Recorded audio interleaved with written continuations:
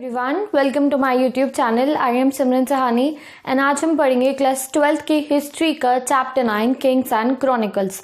तो ये चैप्टर 9 की सेकंड पार्ट की वीडियो है। फर्स्ट पार्ट की वीडियो जिसमें मैंने 4 टॉपिक्स कवर कराए थे, उसका लिंक डिस्क्रिप्शन बॉक्स में गिवन है, पार्ट 1 वीडियो, वहां से आप वो देख सकते हो। ओके, सो आज हमें पढ़ना है अपना टॉपिक 5 से, जिसका नाम है the ideal kingdom and the divine light. Okay, तो जैसे ही आपका चैप्टर शुरू हुआ था, we came to know that कि जो भी रूलर है, हमारे जितना भी मुगल रूलर्स थे, वो कहते थे दैट उनको डिवाइन से पावर मिली है रूल करने की, यानी कि उनको जो लोगों के ऊपर वो राज कर रहे हैं, उनको अधिकार किसने दिया है राज करने का? उनको गॉड ने दिया, अल्लाह ने दिया, भगवान ने दिया उनको वो राइट। ठीक है, तो ऐसे ही अब हमें बताएंगे इसमें कुछ, जितनी भी हमारी क्रॉनिकल्स होती, जैसे अकबरनामा हो गया, बाबरनामा हो गया, सारी की सारी क्रॉनिकल्स थी, उनमें कुछ कुछ स्टोरीज लिखी हुई थी इस बात का प्रूफ देने के लिए कि हाँ भैया, भगवान ने, अधिकारी ने दिया है आप लोगों के ऊपर रूल करने के लिए। ओके, तो उनके एग्जाम्पल्स हम इसमें पढ़ेंगे। अभी हमें बताएंगे इसमें कि किस तरीके से देवर डिवाइन। ओके, तो सिंपल सा यही हमें इसमें देखना है। Okay, so all those who are new to this channel, I am Simran Sahani और मैं अपने यूट्यूब चैनल पे क्लास 11th एंड 12th की ह्यूमैनिटीज के सारे सब्जेक्ट्स पढ़ाती हूँ। तो अगर आपके पास पॉलिटिकल है, इको है, ज्योग्राफी है, साइकोलॉजी है, हिस्ट्री है, तो डिस्क्रिप्शन बॉक्स में हर एक की प्लेलिस्ट दे रखी है और आप वहां से जाके अपने सभी सब्जेक्ट्स कवर कर सकते हो। Secondly, of the notes and NCERT back questions और 1 mark questions of all the chapters. So for that आपको मेरी इंस्टाग्राम आईडी पे जाना पड़ेगा, you have to follow me, और वहां पे जाके हाईलाइट सेक्शन जब तुम चेक करोगे तो तुम्हें दिखेगा class 12th political, history, eco, geography, psychology, सब कुछ आपको मिलेगा। हैंड रिटन नोट्स हैं और एक नोट्स है टाइप करे हुए, तो वहां से जाके जो भी आपको कन्वीनियंट लगे आप जाके ले सकते हो। Okay, so all you have to do is to follow me on Instagram. आपको स्क्रीन पे दिख जाएगा मेरा Instagram username and you can follow me, और आप वहां से अपने सारे नोट्स ले सकते हो of all the subjects. Okay, तो लेट्स स्टार्ट टुडेस एक्सप्लेनेशन। हमें स्टार्ट करना है द आइडियल किंगडम से। तो लेट्स स्टार्ट द एक्सप्लेनेशन। ठीक है, तो जैसे ही आप ये टॉपिक खोलोगे तो उसमें बताया है that power of all the Mughal Kings came directly from the God, यानी कि जो उनको पावर थी वो गॉड से आती थी। ठीक है, तो इसके लिए एक लेजेंडरी एग्जाम्पल दे रखा है कि कैसे आती थी गॉड से उनकी पावर। तो एक मंगोल क्वीन थी, नाम क्या होता है उनका? अलंका। ठीक है, 1 मार्क के लिए इंपॉर्टेंट है आपके। तो अलंका जो थी, she was impregnated by the rays of sun, यानी कि वो एक बार एक टेंट में विश्राम कर रही होती है और सन की रेस से वो प्रेग्नेंट हो जाती है। एंड उसके बाद जब उनके जो बच्चे होते हैं, उन सबके अंदर डिवाइन लाइट के साथ वो पैदा होते हैं, यानी कि उनके अंदर दिव्य शक्तियां होती हैं एंड उनको अधिकार मिला होता है भगवान से लोगों के ऊपर रूल करने का। तो दिस इज एन एग्जाम्पल जो हमारी क्रॉनिकल्स में दे रखा है अलंका क्वीन का, देखे कि शी बिकेम प्रेग्नेंट और जितने भी उनके ऑफस्प्रिंग्स हुए, यानी कि जितने भी रूलर्स उन्होंने पैदा करे, they were having divine light in them. ठीक है, अब अबुल फैजल ने भी एक एग्जाम्पल हमें दे रखा है। उन्होंने कहा है कि जो मुगल किंग है वो सबसे टॉप पर है इन रिसीविंग द डिवाइन लाइट, यानी कि जो भगवान से हमें अधिकार मिल रहा है, जो डिवाइन लाइट मिल रही है, उसमें सबसे टॉप पर सबसे ज्यादा अधिकार किसको मिला गया है? सारे के सारे हमारे मुगल किंग को। और इसको क्या बोला वर्ड दिया है उन्होंने? इस डिवाइन लाइट के मिलने को इन्होंने वर्ड दिया है फर-ई-इज़ादी। फर-ई-इज़ादी उन्होंने कहा है इसे। This idea was developed by Iranian Sufi सहानुबिन शरवादी। ठीक है, अब ये जो आइडिया था डिवाइन लाइट का, कौन सा? फर-ई-इज़ादी का, वो एक ईरानियन सूफी, हमने अभी भक्ति सूफी ट्रेडिशन चैप्टर में सूफीज के बारे में पढ़ा था, तो ये आइडिया डेवलप किसने करा था? हमारे एक ईरानियन सूफी आइडिया, तो हमने इनका नाम याद रखना है। ठीक है, अब जो डिवाइन लाइट है, अब अगर वो किंग के पास डिवाइन लाइट है और वो अपनी प्रजा के ऊपर रूल कर रहा है, तो he is the source of divine light. अब वो सोर्स बन गया और वो डिवाइन लाइट पूरे लोगों में फैला देगा।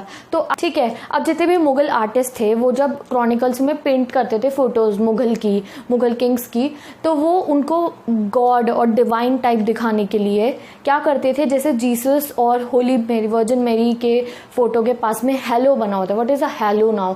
हैलो क्या होता है? Divine light. जैसे बुद्धा, देखा है आपने बुद्धा की जो पिक्चर होती है, कई बार ऊपर ऐसे एनलाइटनमेंट वाली गोल्डन सी चमक वाली लाइट निकलती है, तो वही चीज है। ये लोग जो अपने रूलर्स होते थे, मुगल रूलर्स, जो पेंटर्स होते थे, हैलो बनाते थे उनके पिक्चर के साथ में, ये दिखाने के लिए that they have received the divine light from the God.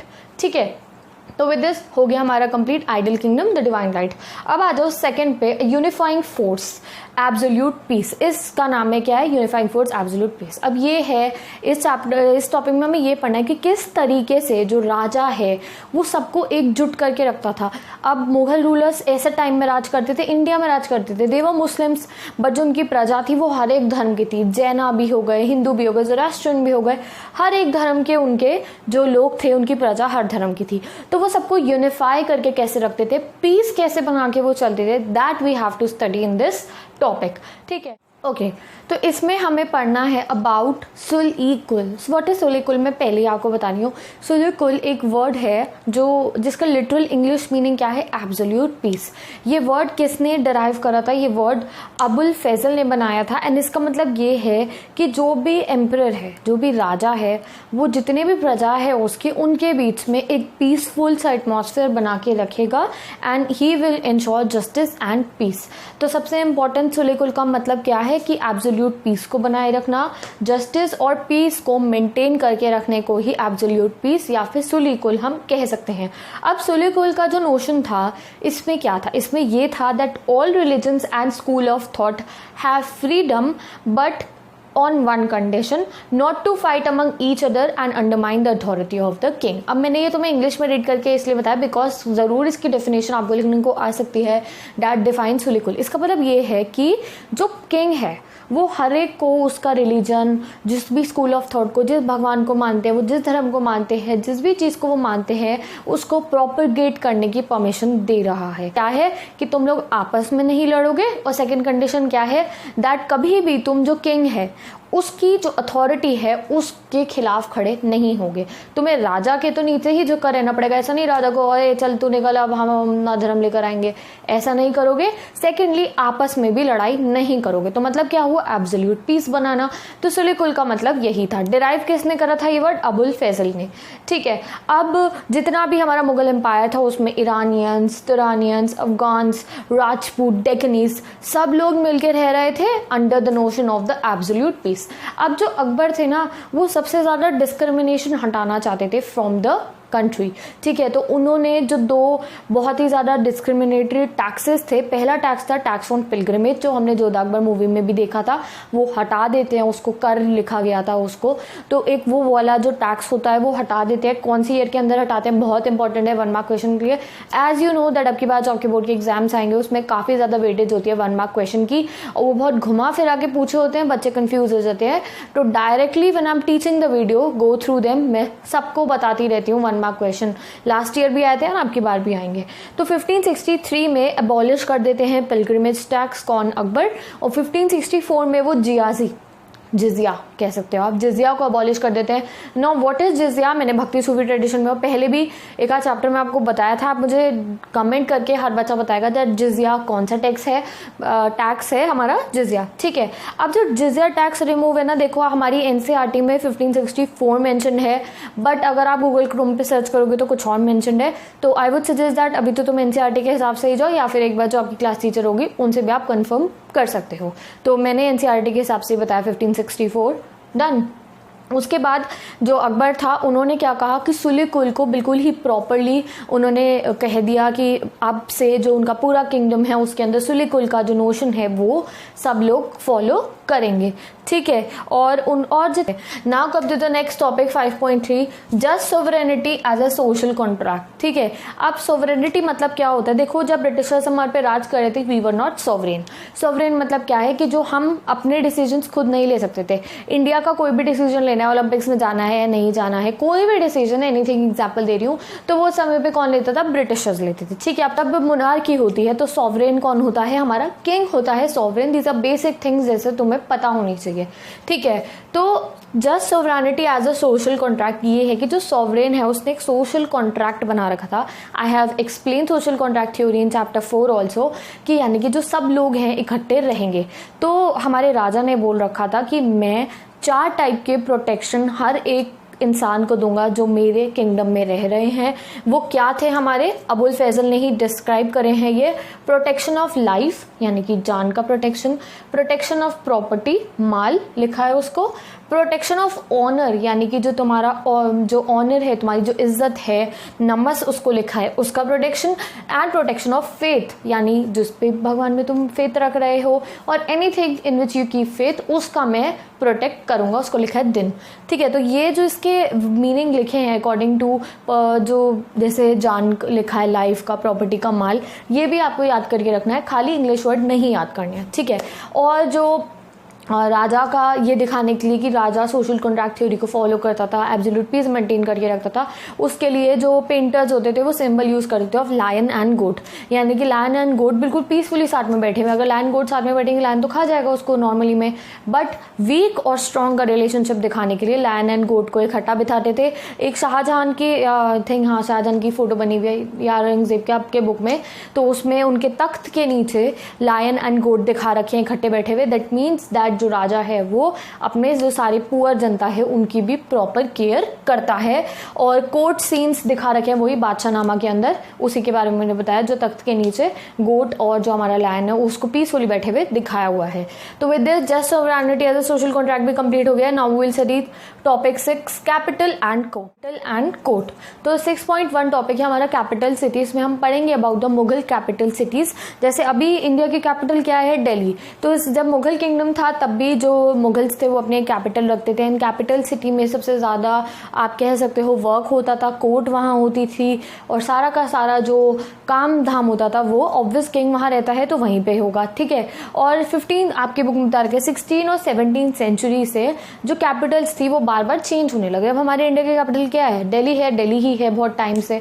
तो जो मुगल किंगडम था वहाँ पे जब भी कोई नया रूलर आता था वो कैपिटल को चेंज कर देता था। तो स्टार्टिंग से बात करते हैं हम बाबर की। तो जब बाबर रूल में थे तब 4 साल तक आगरा हमारी कैपिटल रही थी। उसके बाद 1560s में जब अकबर थे तो उन्होंने आगरा में एक फोर्ट बनाया था, आगरा फोर्ट, जो रेड सैंड स्टोन से बनाया गया था। आप सबने देखा भी होगा अगर आप आगरा गए हो तो। और वो उसके आसपास के रीजन से रेड सैंड स्टोन कलेक्ट करके आगरा फोर्ट उन्होंने बनवाया। तो 1570s में उन्होंने एक नई कैपिटल बना दी, किसने, अकबर ने। 1560s तक तो he was in Agra only, but 1570s में उन्होंने नई एक कैपिटल बनाई जिसका नाम क्या था, फतेहपुर सीकरी। अब वो फतेहपुर सीकरी में कैपिटल क्यों बनाई, बिकॉज सीकरी से अजमेर तक डायरेक्ट रोड जाती थी, और अजमेर में क्या थी, मोइनुद्दीन चिश्ती की दरगाह थी, जिनको वो बहुत मानते थे। भक्ति सूफी ट्रेडिशन में हमने पढ़ा भी था दैट वो 13 to 14 टाइम्स विजिट भी करे हैं अजमेर दरगाह में। एंड वो मोइनुद्दीन चिश्ती जो थे उनको बहुत मान्यता देते थे, एंड उन्होंने एक देग भी दिया था हमारे डोनेशन में जो अभी तक वहाँ पर हैगा। तो इसीलिए उन्होंने कैपिटल शिफ्ट कर दी थी फतेहपुर सीकरी की, जो फतेहपुर सीकरी के अंदर। क्यों, क्योंकि वहाँ से डायरेक्ट रोड जाती थी टू अजमेर। ठीक है, और उनके बहुत क्लोज रिलेशन से with the Sufi of Chishti सिलसिला, यानी कि चिश्ती सिलसिला के जितने भी सूफीज थे उनसे उनका बहुत ही ज़्यादा क्लोज रिलेशनशिप था। उन्होंने जो शेख सलीम चिश्ती थी उनके लिए एक वाइट मार्बल का टोम, यानी कि वाइट जो मार्बल टोम दरगाह बनाने का भी ऑर्डर दिया था, उन्होंने ही वो बनवाया था। तो दिस इज इंपॉर्टेंट। अगर आ गया कि वाइट मार्बल टूम किसने बनवाया था सलीम चिश्ती के लिए, तो किसने बनाया था, अकबर ने बनवाया था। ठीक है, और वो कहाँ पे है, वो उसको it was near the majestic Friday mosque at Sikri. ठीक है, और आपके बुक में बता रखा है अबाउट बुलंद दरवाज़ा। अब जो मुगल है हमें पता है they are very famous for making the monuments, तो उन्होंने बुलंद दरवाज़ा बनवाया था। एंड वो क्यों था, मुगल के विक्ट्री के लिए। बुलंद मतलब क्या है, हौसला दिखाना, प्राउड दिखाना, अपना स्ट्रॉन्ग, अपना करेज दिखाना। तो बुलंद दरवाज़ा बनाया था मुगल्स के अपनी विक्ट्री को शो करने के लिए इन गुजरात। 85 के अंदर कैपिटल फिर से शिफ्ट हो जाती है टू लाहौर, और लाहौर में अकबर कैपिटल शिफ्ट इसलिए करते हैं बिकॉज उन्हें जो हमारा किंगडम था इन द नॉर्थ वेस्ट उसके ऊपर ज़्यादा अपनी पकड़ बनानी थी, उसको ज़्यादा अच्छे से उसकी देखरेख करनी थी। तो हमने देख लिया 1570 में कैपिटल चेंज हुई, उसके बाद 1585 में फिर से कैपिटल चेंज हो गई। उसके बाद 1648 के अंदर कैपिटल चेंज करते हमारे शाहजहां ना बहुत ज़्यादा पैसा इकट्ठा करते थे, एज उनको मॉन्यूमेंट्स बनाने का बहुत ज़्यादा शौक था। तो उन्होंने 1648 में कैपिटल चेंज करी, नई कैपिटल बनाई शाहजहानाबाद। शाहजहानाबाद क्या है, ये वो दिल्ली है जिसमें रेड फोर्ट भी है, है, जामा मस्जिद भी है, चांदनी चौक बाज़ार उन्होंने ही बनवाया था, उनकी बेटी थी उसमें उन्होंने काफ़ी सारा काम करा था। एंड उन्होंने एक नई कैपिटल बना दी शाहजहानाबाद, ठीक है। और उन्होंने ये जो अपनी न्यू सिटी थी इसको क्या रेफर करा, ग्रैंड मोनार्की। तो विद दिस हमारा नेक्स्ट टॉपिक भी कंप्लीट हो गया। अब हमें टॉपिक 6.2 पढ़ना है, द मुगल कोर्ट। तो मुगल कोर्ट में सबसे ज़्यादा सेंटर ऑफ अट्रैक्शन क्या होता है, मुगल थ्रोन, यानी कि जो उनका तख्त होता है, that is the centre of attraction, ठीक है। उसको बोला गया इट हैज़ एक्सेस मुंडी। एक्सेस मुंडी मतलब कि जो हमारा अर्थ है उसको उसके सपोर्ट कौन कर रहा है, ऐसा दिखाया गया है कि 2 पिलर्स हैं, उसके ऊपर जो हमारा अर्थ है वो सपोर्ट हो रखा है। दैट मीन्स ये हमारा ऐसा सा हमारा तख्त होता है, यहाँ पे राजा बैठेगा और राजा के ऊपर 2 पिलर्स हैं और पिलर्स के ऊपर पूरा का पूरा अर्थ है। तो यानी कि पूरी रिस्पॉन्सिबिलिटी कौन संभाल रहा है हमारे अर्थ की, कौन, हमारा राजा। And there is also canopy. Canopy क्या है, ऐसे पूरे जो ऐसे ऐसे ऐसे करके बना रखी होती है, radiance of sun and sovereignty, power दिखाने के लिए। सन क्या होती है, सन की रेज होती है, देखिए हम ड्राइंग में ऐसे ऐसे करके बनाते हैं, रेज बनाते हैं, तो वैसे ही कैनोपी बनी होती है तख्त के ऊपर, ये दिखाने के लिए रेडियंट लाइट, जो हमने डिवाइन वाले टॉपिक में पढ़ा था वही रेडियंट लाइट दिखाने के लिए कैनोपी भी बनी होती है। अब हमें नॉर्मल बता रखा है किस तरीके से कोर्ट मीटिंग चलती है। हमने तो आज सीरियल देखे हैं इतने सारे, आजकल तो बहुत कॉमन है ऐसे हिस्टोरिकल सीरियल बनना, तो उसमें बता रखा है that no one can move until, जब अगर राजा बैठ गया तो कोई हिल नहीं सकता अपनी जगह से, और अगर कोई जाएगा बाहर तो राजा से पूछ के जाएगा, जैसे नॉर्मली हमारे क्लासरूम में भी होता है, टीचर आ गए क्लास में तो हम बाहर नहीं जा सकते। तो वैसे ही उस ज़माने में डिसिप्लिन क्रिएट करने के लिए अगर राजा अपनी तख्त पे बैठ गया है तो कोई भी हिल नहीं सकता है। और जो राजा और जो उसकी जितने भी मंत्रीगण हैं उनका जो ओहदा है वो कैसे पता चलता था, जो राजा के नज़दीक बैठते हैं, यानी कि जो राजा के क्लोज बैठे हैं, he is higher in the status. जो जितनी दूर बैठा है वो राजा से उतना कम है स्टेटस के अंदर। अब राजा ऑब्वियस है, जो इंपॉर्टेंट लोग हैं उन्हीं से ज़्यादा डिस्कशन करते हैं, जैसे मैम क्लास में मॉनिटर को पास में बिठा के रखती हैं, उसको भगाती रहती है काम के लिए, ठीक है। तो वैसे ही राजा जो हाईएस्ट स्टेटस के होते थे उनको अपने पास में बिठाते थे और जितने लोअर स्टेटस के होते थे वो दूर रहते थे, ठीक है। और मुगल जो हमारी कोर्ट थी उसके अंदर सबसे ज़्यादा ध्यान दिया जाता था ऑन द सैल्यूटेशन। सैल्यूटेशन मतलब कि जैसे कोई राजा से मिलने आ रहा है तो वो किस तरीके से राजा को ट्रीट कर रहा है। 3-4 तरीके थे, एक पूरा ब्लेड के ज़मीन को किस करना, एक अपने यहाँ पे हाथ रख के ऐसे करना, तो बहुत सारे तरीके थे। लेट्स स्टडी अबाउट देम, ठीक है। और जो कोई भी एटिकेट से पेश नहीं आता था उसको मुगल कोर्ट के अंदर पनिश करा जाता था। कोई बदतमीजी कर रहा है तो ऑब्वियस से उसे पनिशमेंट मिल जाती थी। तो सैल्यूटेशंस के बारे में हम देखते हैं। हाईएस्ट फॉर्म ऑफ सबमिशन, यानी कि हाईएस्ट फॉर्म ऑफ सबमिशन क्या था, सिजदा और कंप्लीट प्रोस्ट्रेशन। क्या है सिजदा या complete prostration? It can come in the 1 mark question that highest form of prostration क्या है, हाईएस्ट फॉर्म ऑफ सबमिशन, यानी कि अगर तुम्हें राजा को दिखाना है जी हम तो तुम्हारे ही हैं, बस हमारे लिए तुम्हारे ऊपर कोई है ही नहीं, तो हाईएस्ट फॉर्म क्या है हमारी, सिजदा, ठीक है। और जो हमारे शाहजहां थे उन्होंने 2 नए रिचुअल बनाए थे खुद को ग्रीट करवाने के, एक था तस्लीम और दूसरा है ज़मीन बोस। तो तस्लीम और ज़मीन बोस में क्या होता है कि जो इंसान है अगर वो राजा के पास आया है उनसे मिलने तो वो नीचे बैठकर या लेटकर जो ग्राउंड है उसको किस करता है, ठीक।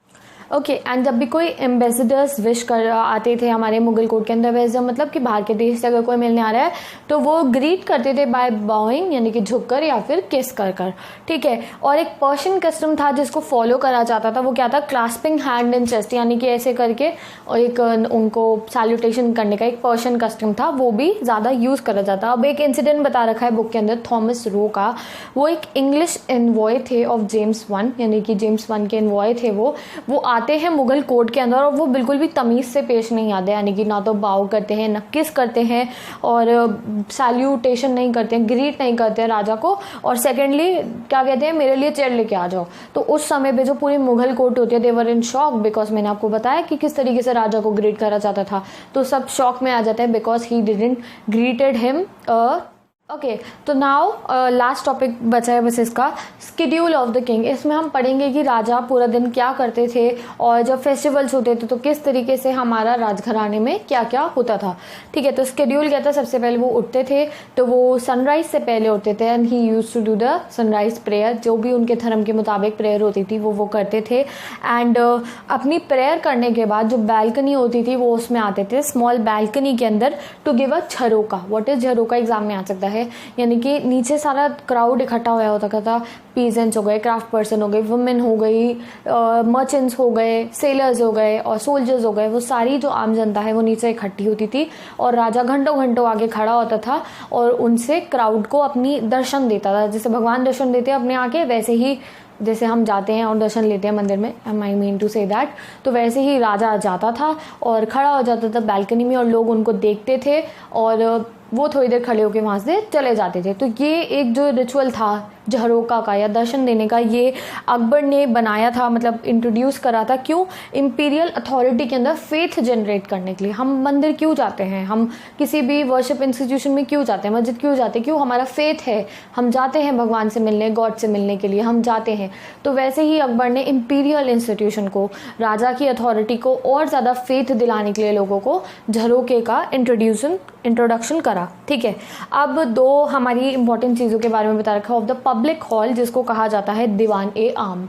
आम लिखा आप समझ जाओ, और कि this is not that important, ये थोड़ा कॉमन हॉल होता है जिसमें मेनली गवर्नमेंट बिजनेस की बातें हो रखी होती है, जो नॉर्मल बातें काम से रिलेटेड जो राजा को देखनी होती है। दूसरी, जो हमारा राजा होता है 2 घंटे तक वहाँ पे रहता है, उसके बाद वो जाता है आफ्टर 2 आवर्स दीवाने खास के अंदर, जहाँ पे सारी प्राइवेट मीटिंग्स होती हैं। उस मीटिंग में आर्किटेक्ट्स आते हैं, एज यू नो इनको मॉन्यूमेंट्स बनाने का शौक होता है, तो वो उनको नक्शे वगैरह दिखाते हैं। सेकेंड, जितने भी टैक्स कलेक्ट करा होता है, तो सारे जो लॉयर्स आते होंगे, काजी जिनको कहते हैं हम, तो आगे सारा जो प्राइवेट मैटर का जो कॉन्फिडेंशियल डिस्कशन होता है वो दीवाने खास के अंदर होता है, और जो नॉर्मल गवर्नमेंट बिजनेस की बातें होती है that is done in the दीवाने आम। तो दीवाने आम, दीवाने खास दोनों तुम्हें याद रखना है। ऑन फेस्टिवल्स, अब हमें पढ़ना है कि कैसा जब फेस्टिवल होता है मुगल किंगडम के अंदर तो क्या होता था। तो मेनली फेस्टिवल 3 टाइम पे बनाया जाता है, होली पर, और जो किंग होता है उसका सोलर और लूनर बर्थडेज के ऊपर, और एक हमारा शब रात और ईद के ऊपर फेस्टिवल्स बनाए जाते हैं हमारे मुगल किंगडम के अंदर। ठीक है, तो जब फेस्टिवल होता है तो परफ्यूम्ड कैंडल्स अभी फेमस है, हमने तो अभी देखी है परफ्यूम कैंडल, तो उस ज़माने से आप देख सकते हो परफ्यूम्ड कैंडल्स पूरे के पूरे महल में लगा दी जाती थी। और क्या होता था, जो वॉल्स होते थे उन्हें कलरफुल हैंगिंग से पेंट कर दिया जाता था, और बहुत ही अच्छे तरीके से हमारा जो मुगल किंगडम था उसके अंदर फेस्टिवल्स कंडक्ट किए जाते थे। उसके बाद आपकी बुक में 3 वेडिंग्स के बारे में बता रखा है, it is just for reading purpose, तो you can read it, I am not going through that. तो 3 वेडिंग्स जो है उनके बारे में आप एक बार रीड कर लेना। विद दिस हमारा टॉपिक 6.2 भी कंप्लीट हो गया है। Now we start the next topic and I hope तुम्हें एक्सप्लेनेशन अच्छा लग रहा होगा। If there is any query you can ask to me in the comment section. Topic 6 complete कर लेते हैं। 6.3 है titles and gift. So book में हमें बताया गया है कि टाइटल क्या होता है, औहदा, तो औहदे के बारे में पढ़ेंगे हम, और गिफ्ट्स के बारे में पढ़ेंगे कि जब भी कोई किंग के पास जाता था तो वो उन्हें गिफ्ट्स देते थे। तो टाइटल्स कब अपॉइंट करते हैं, यानी कि कोई राजा है जब उसका कोरोनेशन होता है, यानी कि जब उनका राज्य अभिषेक होता है तब उनको टाइटल दिया जाता है, या फिर at the time of their victory, यानी कि अगर कोई वो जंग जीत जाते हैं तो उस समय पे वो अपना टाइटल अनाउंस करते हैं, यानी कि पूरा का पूरी क्राउड होता है, पूरी जनता के सामने अपने टाइटल को वो अनाउंस कर देते हैं। उसके बाद जो कॉइन्स होते हैं किंगडम के, उसके ऊपर जो उनका जो पूरा नाम होता है विद देयर टाइटल, उसको छाप दिया जाता है। जैसे कि जलालुद्दीन मोहम्मद अकबर, और बहुत सारे टाइटल्स है, हर एक मुगल किंग का टाइटल हैगा, तो वो जो पूरे टाइटल्स है that are announced in front of the audiences. ठीक है, अब जो नॉर्मल मैन भी होते हैं, यानी कि जो कोर्ट में काम कर रहे होते हैं, उनके भी बहुत सारे टाइटल्स होते हैं उनको आइडेंटिफाई करने के लिए। जैसे कि हमने पढ़ा था, हमने काफ़ी सीरियल्स में भी देखा है, जैसे जो इम्पॉर्टेंट लोग होते हैं उनके उतने इम्पॉर्टेंट उनके टाइटल्स होते हैं। जैसे कि 2 टाइटल्स के बारे में हमें बता रखा है। असफ खान, असफ खान एक टाइटल है जो हाईएस्ट मिनिस्टर होता है कोर्ट का, उसको दिया जाता है। सेकंड, जो बुक में बता रखा है मैं वही बता रही हूँ तुम्हें। सेकंड हमें बता रखा है एग्जाम्पल ऑफ मिर्जा राजा। मिर्जा राजा एक टाइटल था जो सबसे हाईएस्ट रैंक के नोबल्स को दिया गया था in the rain of Aurangzeb. कौन थे मिर्जा राजा जिनको ओहदा मिला गया था? 2 सबसे हाईएस्ट रैंक के हमारे मिनिस्टर्स थे, जय सिंह और Jaswant Singh. Very important for the 1 mark questions. ठीक है। उसके बाद हम बुक में बता रखा है कि कई बार जो औहदे होते हैं, टाइटल्स होते हैं, वो अर्न करे जाते हैं, यानी कि तुमने कोई बहुत अच्छा काम करा है तो तुम्हें टाइटल दे दिया जाए, या फिर टाइटल्स को खरीदा भी जाता था कि तुमने खरीद लिया टाइटल, अब तुम्हारे नाम के आगे टाइटल लगेगा, तुम पैसे दोगे और उसे खरीद लोगे। और हमारा legendary minister of profit king एक बता रखा है आपको, कौन थे वो? सुलेमान, सोलोमन भी जिसको कह सकते हैं। तो आपको याद रखने के जो लेजेंडरी मिनिस्टर थे प्रॉफिट किंग, उनका जो मिनिस्टर था, प्रॉफिट किंग के जो मिनिस्टर थे, उनका नाम क्या था? सुलेमान। तो ये आपको याद रखना है, ठीक है। अब एक आपके बुक में इंसिडेंट दे रखा है, एक इंसान थे जिनका नाम था मीर खान, ठीक है। तो उन्होंने कोर्ट में क्या करा, उन्होंने 1 लाख रुपीस देके एक औहदा खरीदा जिसका नाम था एलिफ। उन्होंने एलिफ नाम का औहदा खरीद लिया। अब एलिफ औहदा उन्होंने इसलिए खरीदा कि देखो उनका नाम मीर खान है, ठीक है। अब एलिफ का ए अगर वो अपने नाम के आगे लगा देंगे तो then he will become Amir Khan. तो आमिर खान उस समय पे भी एक टाइटल नाम का उनके हिसाब से नेम होगा, तो उन्होंने ए वर्ड अपने नाम में ऐड करने के लिए 1 लाख रुपए देके, उस समय पे 1 लाख की बहुत वैल्यू होती थी, आज से भी बहुत बहुत ज़्यादा, देके उन्होंने औहदा खरीद लिया था। अब आ जाते हैं हम गिफ्ट्स के ऊपर कि किस टाइप के गिफ्ट्स दिए जाते थे। एक गिफ्ट तो ये होता है कि जब राजा खुश होकर अपनी प्रजा को कोई गिफ्ट दे दे, या फिर अपने किसी उससे कोई मिलने आ रहा है उसे गिफ्ट दे। दूसरा ये होता है कि जब भी कोई राजा को विजिट करता है तो वो खाली हाथ नहीं आता, कुछ ना कुछ लेकर आता है, ठीक है। तो पहला गिफ्ट हमें बता रखा है रोब ऑफ ऑनर, जिसको कहते हैं खिलात। रोब ऑफ ऑनर खिलाती है, क्या होता है? 1 टाइम वेयर होती है ये किंग के द्वारा, किंग ने एक ही बार पहनी होती है, उसके बाद ये जो किंग जिनसे खुश होते हैं उनको दे देते हैं। आप इमेजिन करो किंग ने तुम्हें अपनी ड्रेस दे दी, तुम कितने खुश होगे, ठीक है। तो this is a gift of honour. Next है सरपा। सरपा क्या है? Head to foot. इसमें इन्वॉल्व होता है ट्यूनिक, टर्बन, सैश और ज्वेलरीज जो किंग की होती है, वो कभी कभी किंग को प्रेजेंट भी की जाती है और कभी कभी किंग दे भी देते हैं, ठीक है। नेक्स्ट बता रखा है पद्म मुरस्सा।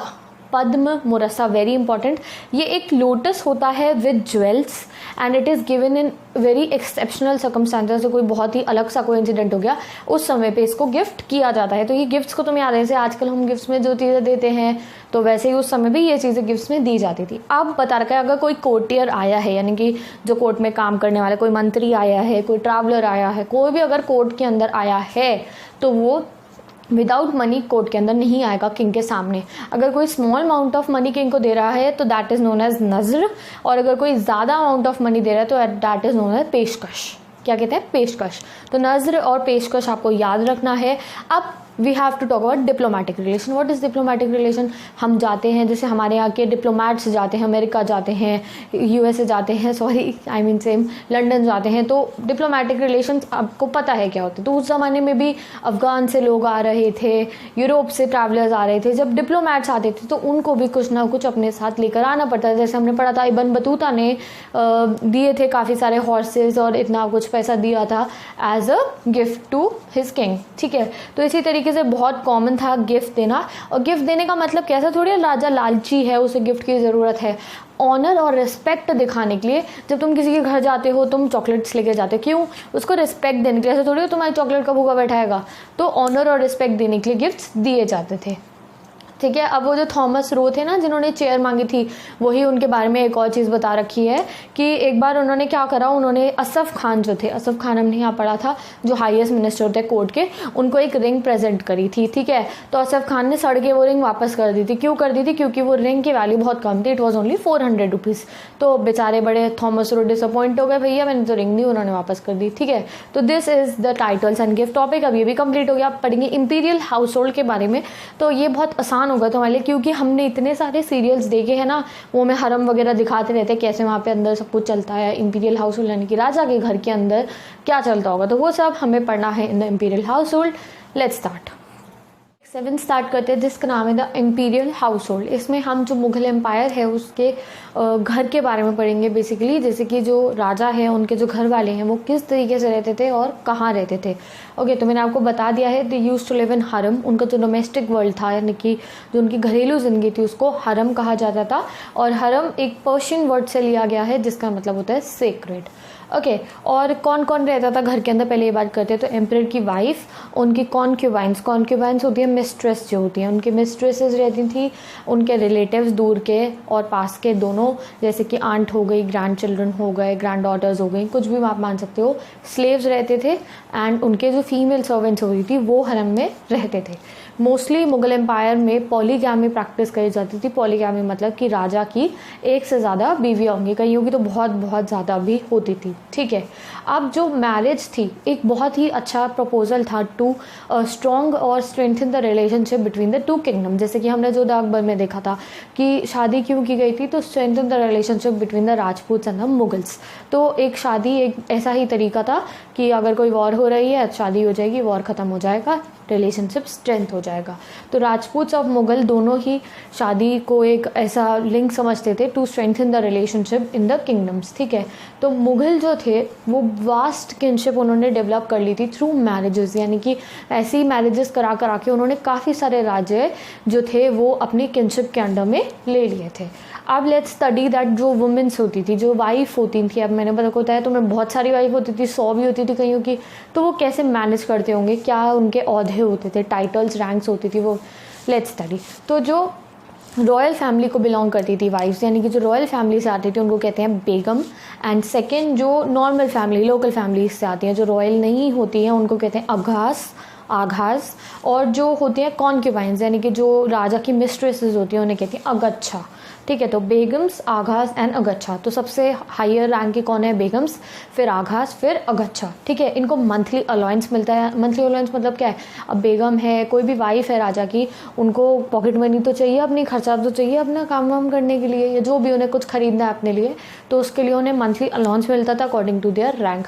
बेगम को ज़्यादा पैसे मिलेंगे, आघा को कम मिलेंगे, अगच्छा को उससे कम मिलेंगे। ठीक है, और गिफ्ट्स और स्टेटस भी उनके रैंक के हिसाब से होते थे। अब जैसे राजा को कोई गिफ्ट देना है तो ऑब्वियस है वो बेगम को ज़्यादा अच्छा और महंगा गिफ्ट देगा, या किसी को भी अगर गिफ्ट देना है तो वो बेगम को ज़्यादा अच्छा और महंगा गिफ्ट देंगे, और नीचे वाली जो रैंक की जो वुमेन है उन्हें कम और महंगा या सस्ता गिफ्ट वो दिया करते थे। ठीक है, अब what is this criteria of rank. अब रैंक ऐसा भी हो सकता है अगर हस्बैंड की विल हो, यानी कि राजा की विल हो, तो वो किसी लोकल कम्युनिटी से जो आई भी उसकी वाइफ है उसको बेगम बना दे, अगर वो उसे बहुत प्यार करता होगा तो जो रैंक है, सबसे पहला तो ये हो गया रॉयल फैमिली वाली कोई बेगम बनाया जाएगा। सेकंड क्या है? हस्बैंड की विल हो गई। एंड थर्ड चीज़ क्या है कि अगर राजा की 4 बेगमें ना हो तो आघा और अगच्छा जो है उनको भी बेगम को औहदा दिया जा सकता है। ठीक है, नेक्स्ट चीज़ क्या है? मदरहुड। अगर कोई जो है रानी जो हैगी वो जल्दी मदर बन जाती है और उनके बहुत सारे लड़के होते हैं तो उस टाइम पे भी उनको बेगम बना दिया जाता है। And love play a very important role, यानी कि अगर राजा प्यार ज़्यादा करता होगा बेगम को या फिर वाइफ को अपनी, चाहे वो आगा है या अच्छा है, तो उनको बेगम बना दिया जाएगा। ठीक है, according to the husband's will. Simple सी बात ये है। और कौन कौन होते हैं? मेल और फीमेल स्लेव्स होते हैं। इनमें से जो सबसे इंपॉर्टेंट होते हैं उन्हें कहते हैं ख्वाजा सरा।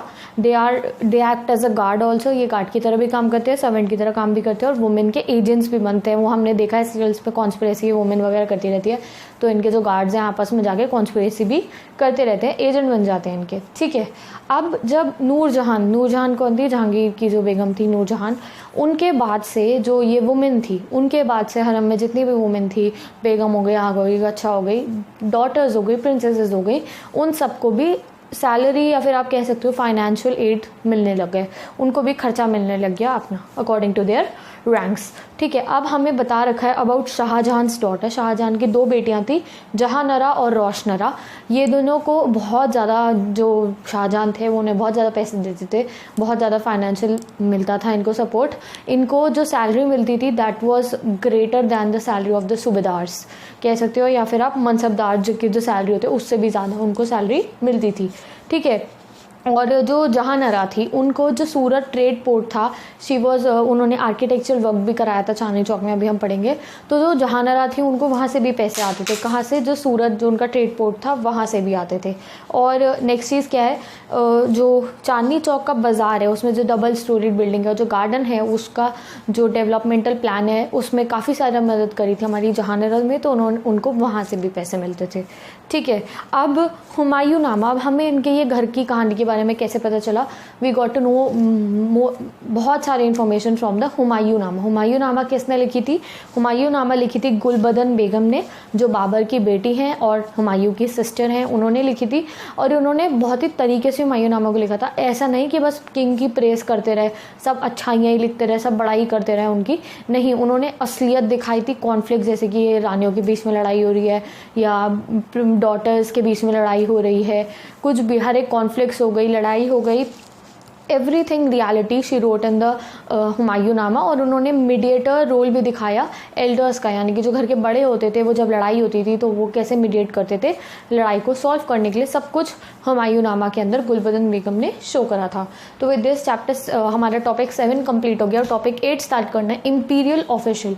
इंपीरियल ऑफिशियल मतलब अब हम पढ़ेंगे किस तरीके से जो ये इतना बड़ा किंगडम था, इसकी जो मिलिट्री वगैरह थी किस तरीके से चलती थी। तो इसका टॉपिक 1 ही है, 8.1 है, रिक्रूटमेंट एंड रैंक्स। किस तरीके से जो मुगल एम्पायर है उसकी मिलिट्री चलती थी। ठीक है, तो सबसे इम्पॉर्टेंट पिलर था ऑफ मुगल एम्पायर क्या था? उसकी नोबिलिटी, यानी कि जो उसके जो उसकी मिलिट्री थी, जो उसकी आर्मी थी, वो सबसे इम्पॉर्टेंट थी, जिनको कहा जाता है corps of officer, CORPS, corps of officer, जिनको नोबल भी कहते हैं। हमारे हिस्टोरियंस क्या कहते हैं उनको? नोबल्स।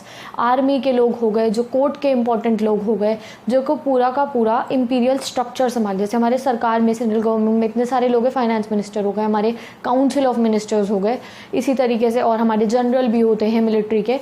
तो ये सब जो इम्पोर्टेंट लोग होते हैं उस ज़माने में उनको नोबल्स कहा जाता था।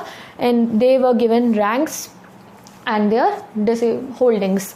अब हमें पढ़ना है about the factions and diverse ethnic groups. देखो, जब मिलिट्री बनती थी राजा की, तो वो उसके अंदर हर एक एथनिक ग्रुप से सोल्जर्स डालता था। क्यों डालता था? ऐसा नहीं है कि खाली जो मुस्लिम्स हो गए खाली उनको ही डालेंगे, नहीं, वो राजपूत्स को भी डालते थे, नॉन मुस्लिम्स को भी डालते थे, इंडियन मुस्लिम्स को भी डालते थे। क्यों डालते थे? जिससे कि कोई भी एक फैक्शन, यानी कि कोई भी एक झुट बना के राजा के खिलाफ ना खड़ा हो जाए। जैसे सपोज करो कि किसी मुगल एम्परर ने सारे मुस्लिम्स सोल्जर्स ही भर लिए अपने अंदर, अब उनके बीच में से उनका एक लीडर बन गया और वो उसने पूरी की पूरी आर्मी को राजा के खिलाफ कर दिया, तो that would be a miserable situation for Raja. वो तो हार जाएगा, उसकी आर्मी उसके खिलाफ हो जाएगी। इसलिए इन सिचुएशन को अवॉइड करने के लिए डाइवर्सिटी बनाई जा रही थी विद इन द आर्मी। हर एक धर्म के लोगों को, एथनिक कम्युनिटी ग्रुप के लोगों को, जो अथॉरिटी थी हमारी आर्मी की, उसमें रिक्रूट करा जा रहा था। ठीक है, और जो ऑफिसर्स कॉर्प्स होते थे ये, इनको क्या बोला जाता था? गुलदस्ता। क्या बोला जाता था इन्हें? गुलदस्ता। ठीक है, अब हमें बताया गया कि किसके डोमेन में कौन से लोगों को ज़्यादा मिलती थी, हम कह सकते हैं इज्जत मिलती थी। तो तुरानी और ईरानी जो नोबल्स थे वो अर्ली डोमेन्स में, यानी कि जब हुमायूं और बाबर थे तो उस समय जो नोबल्स थे, जो हाई रैंक ऑफिशियल्स थे, वो मेनली होते थे तुरानी या फिर ईरानी होते थे। उसके बाद 1560 से हमारे 2 नए रूलिंग ग्रुप निकल के आने लगे जो राज करते थे, दैट वर राजपूत्स और इंडियन मुस्लिम्स, जिसको शेखजाद्स भी कहते हैं। ठीक है, 1560s के बाद में ये चेंज हुआ। अब जो शुरुआत हुई थी ऑफ द राजपूत्स जब एंटर हुए इनके साथ अलायंसेस फॉर्मेशन के अंदर, वो कब हुई थी? जब राजा भरमल कवच ने, जो अम्बेर के राजा थे, उन्होंने अलायंस बना लिया था अपना अकबर के साथ में, एंड उनकी बेटी की शादी भी अकबर से हो गई थी। ठीक है, उसके बाद हमें अकबर के बारे में बता रखे कि अकबर तो बिल्कुल भी डिस्क्रिमिनेशन वगैरह नहीं करते थे। उनके जो सबसे इम्पॉर्टेंट फाइनेंस मिनिस्टर थे उनका नाम क्या था? Raja Todarmal, and he was a Khatri caste, यानी कि वो नॉन मुस्लिम थे, वो खत्री थे, हिंदू थे वो। ठीक है, तो this shows us that Akbar जो थे वो बिल्कुल भी डिस्क्रिमिनेशन टाइप नहीं करते थे। अब जो जहांगीर थे वो मेनली ईरानियंस को अपनी हाई पोजीशंस देते थे। तो ये एग्जाम में आपका आ सकता है, आपको लॉन्ग क्वेश्चन आंसर्स में भी मेंशन करना पड़ेगा कि कौन किसको ज़्यादा हायर पोजीशंस देता था। औरंगज़ेब जो थे उन्होंने राजपूत्स और मराठास को हायर पोजीशंस दी, एंड जहांगीर ने मेनली ईरानियंस को हाई पोजीशंस दी थी। अब ये पोजीशंस क्या है, रैंक क्या है, कैसे पता चलेगा कौन हाई रैंक का है, कोई शॉर्ट रैंक का है? Let's study. ठीक है, तो रैंक को क्या कहते हैं? मनसब। ठीक है, अब जो ये मनसब है ये 2 चीज़ों से जानी जाती है। एक तो सैलरी हो गई और एक हो गई उसका जो हॉर्समैन वो रखता है अपने पास अपनी सर्विसेज देने के लिए, यानी कि जितने घोड़े या घुड़सवार उनके पास है अपनी सर्विसेज देने के लिए। ठीक है, तो पहली जो मनसब यानी कि पहली रैंक है, अब मैं कह रही हूँ कि वो हाईएस्ट रैंक ऑफिशियल है, तो हमें कैसे पता चलेगा? पहले हम उसकी ज़ात देखेंगे। ज़ात मतलब क्या है? उसकी पोजीशन एंड उसकी सैलरी।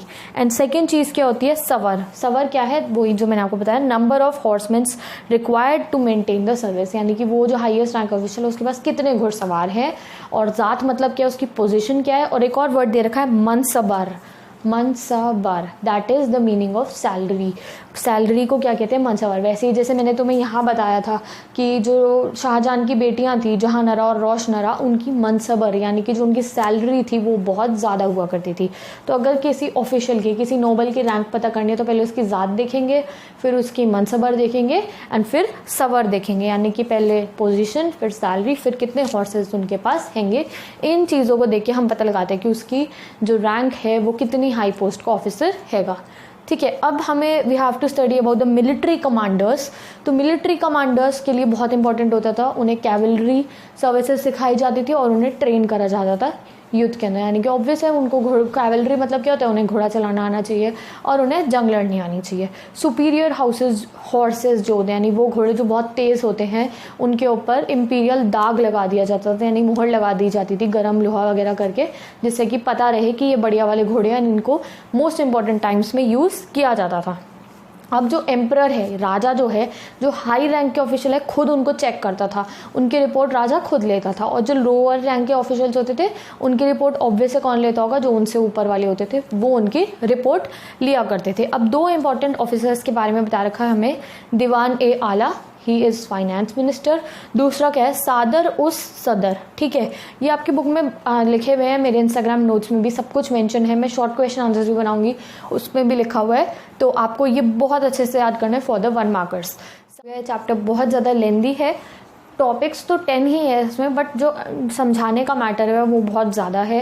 ये वीडियो भी बहुत लंबी हो गई है, तो आगे का चैप्टर मैं नेक्स्ट वीडियो में पढ़ाऊंगी। इतना है, कमेंट सेक्शन में मैंने पिन कर रखा है पार्ट 3 लिंक और पार्ट 1 लिंक भी, और डिस्क्रिप्शन बॉक्स में भी पार्ट 3 और पार्ट 1 का लिंक आपको देखना है, वहाँ से देख सकते हो। सेकेंडली बहुत इंपॉर्टेंट है, प्लीज़ चैप्टर को बीच में मत छोड़ना। क्यों? क्योंकि बोर्ड्स के लिए सबसे इंपॉर्टेंट चैप्टर है ये, तो इसको फुल पढ़ना। पार्ट 1 और पार्ट 3 को भी you have to study. So thank you so much watching this video. I hope तुम्हें अच्छे समझ पाया होगा। कोई भी क्वेरी है so you can ask me in the comment section. Secondly notes चाहिए तो इंस्टाग्राम पे मुझे फॉलो करो, you will get the notes. And अगर अभी तक सब्सक्राइब नहीं करा है तो please subscribe to my channel and share this video with all your classmates.